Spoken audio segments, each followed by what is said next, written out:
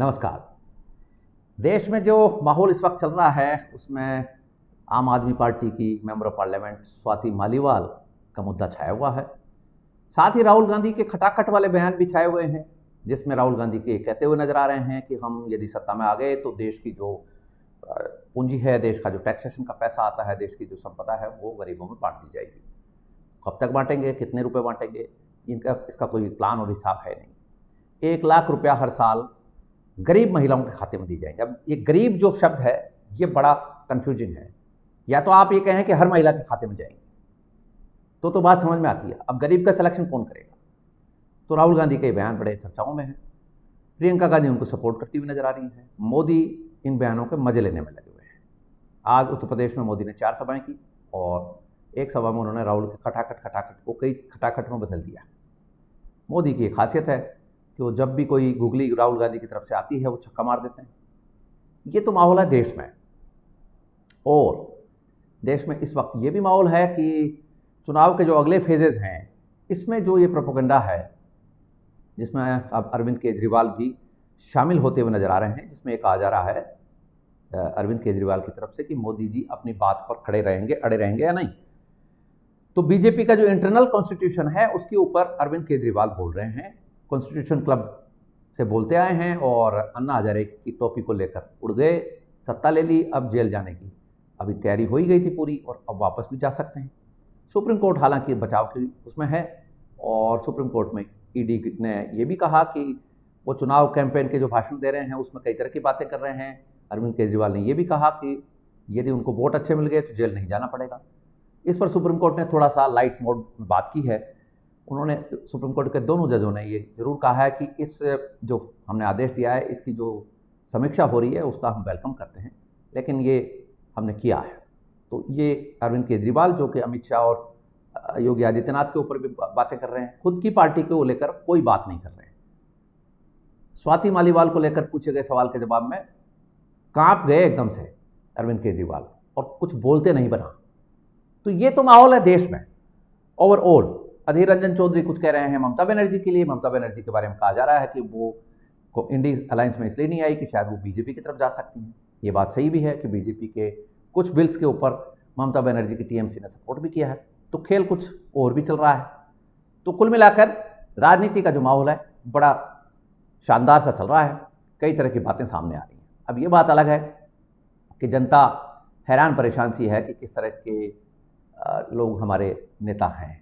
ये एक सोचनीय बात जरूर है। तो इसके लिए हमें जिम्मेदार हैं, हमें ही थोड़ा सा सोचना पड़ेगा, विश्लेषणात्मक रवैया अपनाना पड़ेगा, थोड़ा एनालिटिकल होना पड़ेगा, थोड़ा एम्पिरिकल डाटाज को देखना सुनना पड़ेगा और जो भूतकाल में जो चीज़ें हो चुकी हैं उसको याद रखना पड़ेगा। तब जाके हमारा ये पॉलिटिकल सिनेरियो सुधरेगा और पॉलिटिकल नेताओं को थोड़ा होश में रहना होगा। अभी कुछ भी बोल जाते हैं और बाद में उसके हो जाती है। 2012 का प्रियंका गांधी का बयान अभी वायरल है। 2024 में वो पलट गई। रायबरेली में उन्होंने एक्सेप्ट किया कि कांग्रेस के इतने सालों तक सीट रहने के बावजूद रायबरेली और अमेठी का कोई विकास नहीं हुआ, लेकिन अब वो बयान से बदल गई है, पलट गई है। तो बयान भी अपनी जगह होते हैं और बयानों को तोड़ मरोड़ कर भी पेश किया जाता है। कपिल सिब्बल से जब पूछा गया स्वाति मालीवाल के बारे में तो वो टाल गए। उन्होंने कहा कि आम आदमी पार्टी का इंटरनल मैटर है, जबकि ये बात यदि दूसरी पार्टी को होती तो वो जरूर बोल देते हैं ये तानाशाह है, ये है, वो है। इस तरह की बातें चल रही है देश में। लेकिन आज का जो प्रोग्राम है वो बेस्ड है एक ऐसे माहौल की तरफ इशारा करता हुआ जो माहौल अब भारत की तरफ भी आएगा। ये इजराइल को लेकर हम आज बात करना चाहेंगे। इजराइल चूंकि भारत का एक ऐसा दोस्त है जो all time all weather friend है। भारत किसी भी मुसीबत में हो, इजराइल कभी भारत का दामन नहीं छोड़ता, साथ नहीं छोड़ता है। खासतौर पर जम्मू कश्मीर के मामले में इजराइल जो है वो हमारे साथ कदम से कदम मिलाकर खड़ा रहता है। हथियारों के मामले में, नई टेक्नोलॉजी के मामले में इजराइल हमेशा हमारा साथ देता है और एक सहानुभूति की तरह से साथ देता है। एक अच्छे friend in need, friend in deed की तरह से काम करता है। ऐसे इजराइल के बारे में आज हम बात करेंगे। 2 मुद्दों के ऊपर बातचीत करनी है। इजराइल को नीचा दिखाने के लिए इजराइल के द्वारा जो कार्रवाई की जा रही है आतंक के खिलाफ, जिस तरह से हमास के आतंकियों ने इजरायली नागरिकों को मारा, घसीटा, बलात्कार किया, किडनैप किया, उनकी असमत लूटी, तबाह कर दिया। ऐसे आतंकी संगठन हमास को न्यूट्रलाइज करने के लिए जो इजराइल कार्रवाई कर रहा है गाजा के राफा शहर में, इसको लेकर इस्लामिक ताकत और कुछ कम्युनिस्ट फोर्सेस शामिल हो चुकी हैं और एक ब्लॉकआउट 2024 नाम का कैंपेन सोशल मीडिया पर चलाया जा रहा है। चलाया कम जा रहा है, लेकिन कुछ मीडिया हाउसेज ऐसे हैं जो इसको ज़्यादा प्रचारित करने में लगे हैं। हैशटैग ब्लॉकआउट 2024 इस नाम से इजराइल के खिलाफ बयान देने के लिए लोगों को मजबूर किया जा रहा है। सेलिब्रिटीज को यह कहा जा रहा है कि तुमने इजराइल की ये जो कार्रवाई है इसके ऊपर बयान क्यों नहीं दिया, ट्वीट क्यों नहीं किया, इंस्टाग्राम पर पोस्ट क्यों नहीं डाली। अब ये बात है, अब ये भारत में भी आ गई है। पहले अमेरिका में बैठे हुए जो कम्युनिस्ट हैं उन्होंने प्रदर्शन करा लिए सारी यूनिवर्सिटीज में, बहाना लिया जा रहा है 2 नेशन थ्योरी का, पैलेस्टाइन का, जबकि मामला कुछ और है। अब वहां प्रदर्शन हो चुके, वहां पर जस्टिन बीवर जैसे जो सेलिब्रिटीज हैं और भी बहुत सारे सेलिब्रिटीज हैं उनके खिलाफ कैंपेन चला दिया गया। अब ये बात भारत में भी आ गई है, भारत के कुछ मीडिया हाउसेस इसको प्रचारित करने में लग गए हैं। यहां ये कहा जा रहा है कि शाहरुख खान, विराट कोहली जैसे जो स्टार हैं, क्रिकेट स्टार है, एक फिल्म स्टार है, अब एक खिलाड़ी है एक और एक फिल्मों में एक्टिंग करने वाला व्यक्ति है, किस तरह के स्टार होते हैं समझ से बाहर की बात है। लेकिन लिखते हैं, इनके भी एक शगुफे हैं, बट ये है तो सही, क्योंकि इनके पास जो एंडोर्समेंट जाते हैं कंपनियों को ये तो पता है कि इनकी बात लोग मानते हैं। अब ये बात अलग है कि मानना चाहिए या नहीं मानना चाहिए, देशवासियों को डिसाइड करना चाहिए, क्योंकि नॉन ग्रेजुएट अनपढ़ टाइप के लोग हैं, इनको कुछ आता जाता है नहीं, इंटेलेक्चुअली दे आर पुअर। इनसे हम इंटेलेक्चुअल इश्यूज के ऊपर कमेंट कराना चाहते हैं, हम पत्रकार लोग भी ऐसे ही। अब आमिर खान से जाकर कोई आदमी ये पूछता है कि एलजीबीटी के बारे में आपका क्या ख्याल है, घूंघट प्रथा के बारे में आपका क्या ख्याल है, तो वो कभी हिजाब के बारे में तो नहीं पूछता। जिसके ऊपर वो कमेंट कर सकता है, थोड़ा बहुत तो जानकार है वो, तो कुरान पढ़ी है मौलाना से, उसके बारे में तो कर सकता है कमेंट। लेकिन बाकी इंटेलेक्चुअल मामलों में आप क्या पूछना चाहते हो शाहरुख खान से? Is he an intellectual? जो स्क्रिप्ट दे दी जाती है उसमें रटन तोते की तरह आप बोल देते हैं। तो खिलाड़ियों से ठीक है, वो एक बात है कि फेमस हो गए हैं, सेलिब्रिटी बन गए हैं, पैसा मिल जाता है, बट देश के आम आवाम को सोचना चाहिए, देश के आम नागरिकों को सोचना चाहिए कि इनकी बातों से हम क्यों प्रभावित हो रहे हैं। कपूर खानदान में रणबीर कपूर ने खुद ने एक्सेप्ट किया कि उनके खानदान में ग्रेजुएट लोग हैं ही नहीं, एक आध नाम बताया उसने, ये शाहरुख खान, आमिर खान, सलमान खान, ये कौन लोग हैं। तो कहने का हमारा मतलब है कि इनको सेलिब्रिटी बनाना और इस तरह से हैशटैग में इनको घसीटना, लेकिन ये तो ठीक है, मीडिया हाउसेस घसीट रहे हैं, लेकिन यहां बहुत इंपॉर्टेंट बात यह है कि भारत के एक असली दोस्त के ऊपर इस तरह से अटैक भारत की धरती से होना भी ठीक नहीं है। ये किस तरह की बात कर रहे हैं? इजराइल के खिलाफ कौन लोग हैं? असल में इजराइल के खिलाफ कम्युनिस्ट लोग हैं और इस्लामी ताकत है इजराइल के खिलाफ। इस्लामी ताकत क्यों है? इस्लामी ताकत इसलिए है कि इस्लाम का जो टेनेट है, बेसिक जो धर्म के जो नियम हैं, जैसे कि सनातन में नियम है कि सुबह जल्दी उठें, सूर्य को अर्घ दें, तुलसी पत्र खाएं, भगवान के दर्शन करें, योगा करें, अध्यात्म का चिंतन करें, कुछ ध्यान लगाएं, मेडिटेशन करें, सात्विक भोजन करें, प्रकृति के प्रति प्रेम और सद्भाव रखें, जो सहजीविता है उसको निभाएं, यानी कि जो जीव हैं, जीव जगत है, क्योंकि कण कण में भगवान है, तो मिट्टी को भी भगवान माना है, मिट्टी से भी ज़्यादा खिलवाड़ मत करो, दोहन मत करो अपने लाभ के लिए चीज़ों का। ये सनातन है। वहाँ पर इस तरह की जो नियमावली है उसमें यह है कि इजराइलियों को मारो, बनी इजराइल का इस प्लेनेट से नामो निशान खत्म हो जाना चाहिए, ये नियमावली में शामिल है। काफिरों को मारो, काफिरों को कन्वर्ट करो, काफिरों की महिलाओं को उठाओ, काफिरों की लड़कियों से बलात्कार करो, उनको लौंडियां बनाओ, ये नियम है। तो जो नॉर्मल नियम है उसमें बनी इजराइल, यानी इजराइल देश के जो लोग हैं, बनी इजराइल का मतलब ये इजराइल देश का नाम नहीं है, ये इस कौम का नाम है। यहूदी कौम को इस्लाम बनी इजराइल कहता है, यानी इजराइल के पुत्र हैं, जो प्रॉफेट इजराइल हैं उनके पुत्र हैं, उनकी नस्ल है। तो उसको समाप्त कर देना है प्लेनेट से सदा सदा के लिए। अब इस नियम में इस्लामी ताकत तो ठीक है, लेकिन कम्युनिस्ट क्यों फंस रहे हैं, कम्युनिस्ट क्यों आ रहे हैं? ये हमारे मीडिया हाउसेज में भी ब्लॉकआउट 24 जो कर रहे हैं, ये कौन लोग हैं? ये कम्युनिस्ट लोग हैं। कम्युनिस्ट लोग भी अमेरिका में अपना काम कर रही है, चूंकि कम्युनिस्ट लॉबी इजराइल को इसलिए ढहा देना चाहती है कि अमेरिकन कैपिटलिज्म को ढहाना है। अमेरिकन कैपिटलिज्म से इजराइल का क्या संबंध है, यह आप हम सब जानते हैं। जिसको इस्लाम जियोनिस्ट मनी कहता है उसको कम्युनिस्ट कैपिटलिज्म कहते हैं। Banking system, capitalization, money making, बाजार ओरिएंटेड जो एक कैपिटल है, इकोनॉमी है, उसको कैपिटलिज्म कहा जाता है। कम्युनिस्ट ये कहते हैं कि ये जो कैपिटल है, टोटल जो वेल्थ है, इसका इक्वल डिस्ट्रीब्यूशन होना चाहिए। हो गया। लेकिन जहां कम्युनिस्ट रिजीम्स हैं, जहां कम्युनिस्टों का रूल है, वहां इक्वल डिस्ट्रीब्यूशन नहीं है। अभी जो कम्युनिस्टों का अड्डा है सबसे बड़ा, वो चाइना है। लेकिन चाइना में तो ऐसी व्यवस्था नहीं है। चाइना तो खुद ही मार्केट इकोनॉमी से चल रहा है। तो ओपन मार्केट इकोनॉमी से चलने वाला कंट्री किस तरह से ये साहस कर रहा है, दुस्साहस कर रहा है, लेकिन दुस्साहस करने के पीछे एक मकसद है। मकसद ये एक सुपर पावर बनना है शी जिनपिंग को। इनके जो नेता थे माओ, उन्होंने सपना दिया और ये सपना अब ये पूरा करना चाहते हैं। इसलिए ये अमेरिका में तोड़फोड़ करना चाहते हैं और इसके लिए सबसे बड़ा जो इनका रोड़ा आ रहा है आड़े, वो इजराइल है।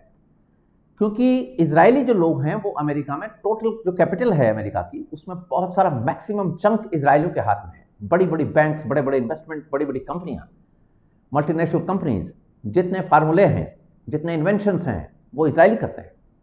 नोबेल प्राइजेज में सर्वाधिक नोबेल प्राइजेज इजराइल को मिले हैं। 140 करोड़ के भारत देश को आप देखें तो नोबेल प्राइजेस उंगलियों पे गिन लो। इजराइल जिसकी जनसंख्या टोटल 76 लाख है, उसमें भी मुसलमान भी हैं। जैसे भारत में मुसलमान रहते हैं, ऐसे इजराइल में भी मुसलमान रहते हैं और इजराइल की सरकार उनका ध्यान रखती है। लेकिन बनी इजराइल के मुद्दे पर वो भी हमास और पैलेस्टाइन का साथ देते हैं। तो यहां ब्लॉक जो करने की बात है, इन सेलिब्रिटीज को ब्लॉक नहीं कर रहे हैं। ये प्रेशर बना रहे हैं इजराइल के ऊपर कि वो गाजा में अपना जो अभियान है आतंक के खिलाफ, वो रोक दे। अब इसकी सिमिलरिटी लो भारत में। आप भारत में जब सेना ऑपरेशन करती है जम्मू कश्मीर में, तब हमारे यहां किस तरह के नारे लगते हैं? सेना गुंडागिर्दी करती है। सेना के बारे में जिस तरह के बयान आते हैं वो लोग कौन देते हैं, आप हम सबको पता है। सेना को गुंडा कहा जाता है, गली का गुंडा कहा जाता है।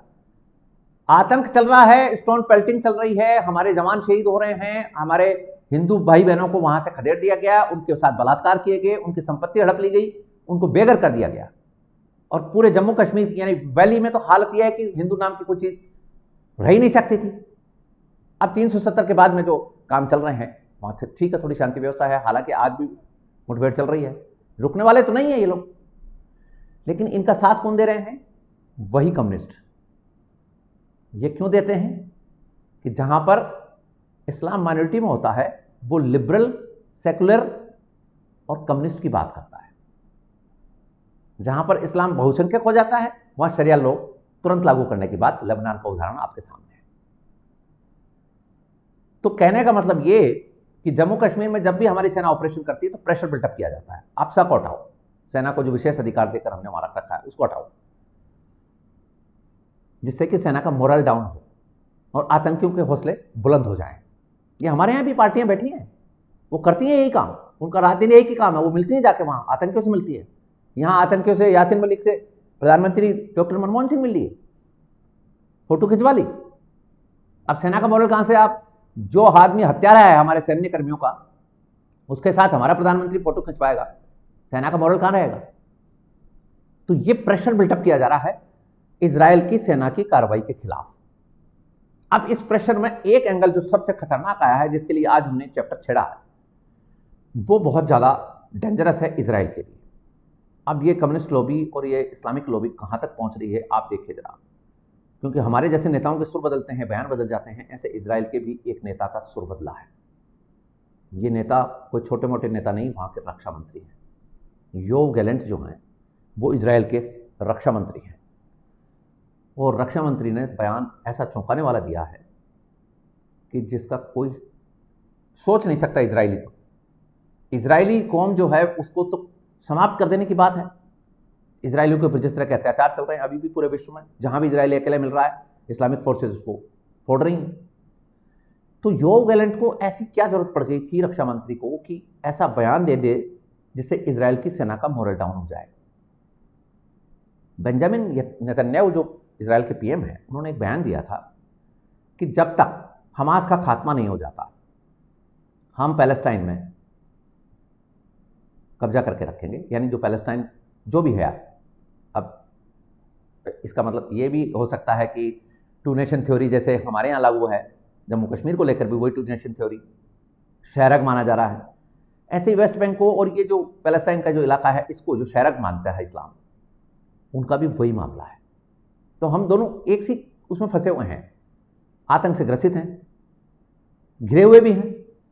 वो इस्लामिक कंट्री से घिरे हुए हैं, हम एक कम्युनिस्ट कंट्री और एक इस्लामिक कंट्री से घिरे हुए हैं, और हॉस्टाइल फोर्सेस की कोई कमी भारत के अंदर है नहीं। तो ढाई फ्रंट का जो वॉर जनरल बिपिन रावत कहा करते थे वो बिल्कुल सही है। इजराइल में भी वो का वो सीन अब बन रहा है। तो बेंजामिन नेतन्याहू के खिलाफ बयान योव गैलेंट ने क्यों दिया होगा, इसके लिए बहुत बड़ी पड़ताल की जरूरत है। योव गैलेंट ने कहा कि नहीं, हम पैलेस्टाइन में हमारी कोई सेना नहीं रखेंगे, हम कोई सेना वहाँ पर नहीं रखेंगे, और वहाँ पर पैलेस्टाइन की विदेशी जो सरकारें हैं, विदेशी जो मतलब देश हैं, विदेशों से जो भी एक राय हो रही है बातें, तो हम वहाँ पैलेस्टाइन की सरकार बना के वो छोड़ देंगे, हम नहीं जाएंगे वहाँ। तो गाजा के राफा में इजराइल का हमला, उसके ऊपर ब्लॉकआउट 24 और योव गैलेंट का बयान, ये कहानी कुछ और कहती है। एक देश जो अपने पैरों पर खड़ा रहना चाहता है, और ये जो 53-54 इस्लामिक कंट्रीज जो हैं जिनकी आंख की किरकिरी बना हुआ है शुरू से, और इसमें खास बात ये भी है कि इस्लाम का कोई भी सेक्ट इजराइल को नहीं चाहता है, चाहे वो शिया हों, आपस में लड़ते हैं, शिया सुन्नी की आपस में लड़ाई है, कादियानी की लड़ाई है, ये सब लड़ते हैं आपस में। लेकिन इस मामले में, बनी इजराइल के मामले में सारे एक हैं, क्योंकि प्रोफेट को सब मानते हैं। तो प्रोफेट को जब मानते हैं तो प्रोफेट की जो कही हुई बात है उसको लागू करते हैं। खासतौर पर सुन्नी मुसलमानों का और शियाओं का तो ये एक तरफ बिड़ाई उठाया हुआ है कि इजराइल को समाप्त करो, इजराइल नाम की कोई कंट्री इसमें प्लेनेट के ऊपर होनी नहीं चाहिए, यहूदी नाम का कोई व्यक्ति, यहूदी नस्ल का कोई व्यक्ति जिंदा नहीं रहना चाहिए। तो यहां पर योव गैलेंट जो रक्षा मंत्री हैं, इन्होंने एक खतरनाक बयान ये देकर बेंजामिन नेतन्याहू की नींद उड़ा दी है।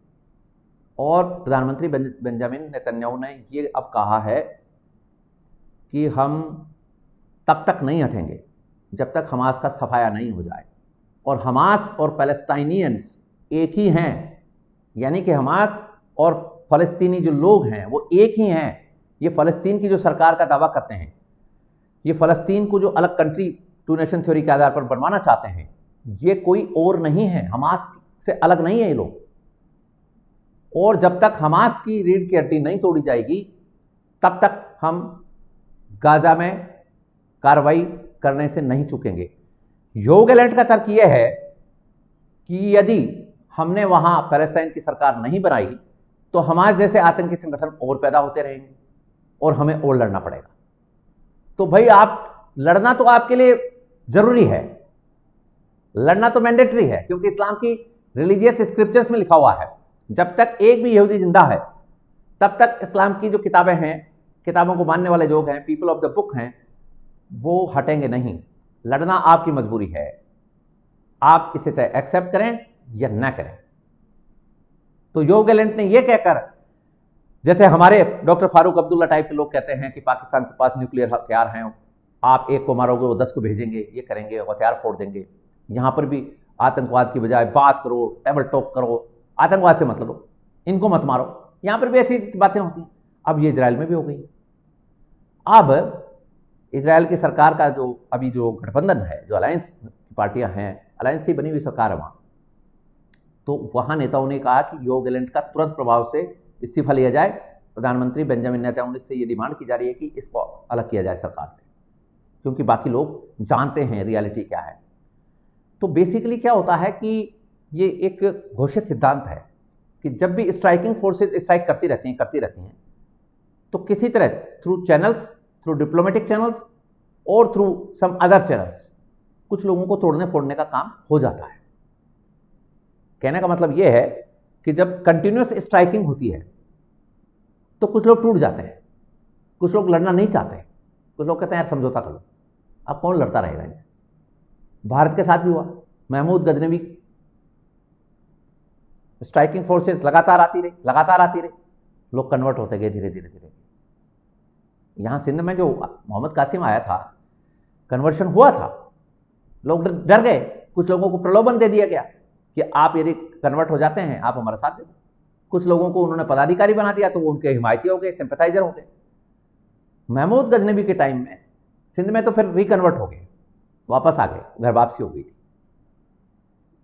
ज़्यादा दिन तक नहीं चला वो खेल, क्योंकि वहाँ अरब में लड़ाइयाँ हो गई थी तो इधर से फिर ध्यान हट गया। लेकिन महमूद गजनवी के बाद से जो भारत में स्ट्राइकिंग लगातार, और नियम भी यही है कि जब तक किला ढह ना जाए तब तक स्ट्राइक करते रहो, और वही हुआ। लगता ऐसा है कि इजराइल के साथ भी ऐसा ही हो रहा है, लगातार स्ट्राइक है तो लोग थक जाते हैं। और जो गैलेंट के साथ ऐसा लगता है, हमें ऐसा लगता है कि वो भी थक गया है और उसने कहा कि अब लड़ो मत। ये है हारी हुई कौम, हार गए। तो अब बात यह है कि इसका रिजल्ट क्या होगा। रिजल्ट यह है कि बेंजामिन नेतन्याहू कमजोर होंगे। योव गैलेंट के साथ भी कुछ फोर्सेस, क्योंकि ये जो फोर्सेस काम करती हैं ये पहले से अपना एक सिंडिकेट तैयार कर लेती हैं। योव गैलेंट को जैसे ही निकाला, योव गैलेंट चले जाएंगे उस सिंडिकेट के पास, और एक नया फ्रंट खुल जाएगा बेंजामिन नेतन्याहू के लिए, जो ऑलरेडी अल्पमत की सरकारों में रहे हैं बेचारे। वो इजराइल की अस्मिता के लिए, अपनी कौम के लिए लड़ना चाहते हैं, अपना अस्तित्व बचाए रखना चाहते हैं, क्योंकि अब इजरायली रह कितने गए दुनिया में। लेकिन हैं जितने भी हैं, वो राजकुमार के फिल्म का डायलॉग याद आता है कि शेर रह कितने गए, तो इजरायली शेर हैं असल में, कम ही हैं लेकिन शेर हैं। अब बात यह है कि इन शेरों को परास्त करने के लिए फोर्सेज जो हैं इस्लाम के साथ में चाइनीज़ फोर्सेज लगी हुई हैं, और चाइनीज़ फोर्सेज ने अमेरिका को आड़े हाथ लेने के चक्कर में इजराइल को नेस्तनाबूद करने का बीड़ा उठा लिया है। इस चक्कर में ईरान के साथ पिंगें बढ़ाई जा रही हैं, ईरान सऊदी अरब की दोस्ती कराई जा रही है, जिससे कि इजराइल को निपटाया जा सके, अमेरिका की जो रीढ़ की हड्डी है उसको तोड़ा जा सके। यह है असली खेल, यह है ग्रेट गेम जो चाइना खेलना चाहता है, अमेरिका को तोड़ने के लिए और भारत के हिमायती दोस्त को तोड़ने के लिए। इसमें दोहरा एंगल है, और इसमें पाकिस्तान के लोग भी शामिल हैं। और इजराइल को मिटा देने में चाहे अरब वाले मुंह से कम बोलते हों, लेकिन पाकिस्तान के लोग इतने वोकल हैं बनी इजराइल को लेकर। आप सुन सकते हैं वहाँ के मुल्ले मौलवियों के बयान, वहाँ के आम आदमी के बयान। हिंदू को काफिर कहते हैं, हिंदू को चतुर्बनिया कहते हैं, हिंदू को गलीज कहते हैं, हिंदू को नीच कहते हैं, खुद को पाक कहते हैं। और बनी इजराइल के जो इजरायली लोग हैं, यहूदी लोग हैं, इनको पूरी दुनिया से ख़त्म कर देने का हमेशा ही दावा करते रहते हैं, बड़ी बड़ी बातें करते हैं। ये एक देश को, एक कौम को ख़त्म कर देने का इतना बड़ा दुस्साहस, इतना बड़ा साहस, क्या कहेंगे इसको? क्या षड्यंत्र है, या कि इसके पीछे कोई और कहानी भी हो सकती है? क्योंकि किताबों में लिखा हुआ सच 1500 साल पहले हो सकता है, लेकिन अब उसके क्या रिलेवेंस है, ये समझ से बाहर की बात है। लेकिन अमेरिका को तो कम से कम साथ इजराइल को देना चाहिए, भारत को साथ देना चाहिए। हमने भारत का अंदरूनी माहौल प्रोग्राम की शुरुआत में इसलिए बताया था कि भारत अपने ही अंदरूनी मामलों में एक तरह से चल रहा है। हमारे दोस्त के क्या हालचाल हैं, वहाँ क्या कुछ चल रहा है, इसको संभालने की भी ज़रूरत है, क्योंकि दोस्त बार बार नहीं बनते हैं, और दोस्ती का विश्वास एक बार यदि डगमगा जाता है तो फिर दोबारा से हासिल करना बहुत मुश्किल होता है। और भारत को इजराइल जैसे दोस्तों की बहुत ज़रूरत है, रहेगी। ये था आज का प्रोग्राम, आपने ज्वाइन किया इसके लिए आपका आभार, धन्यवाद, नमस्कार।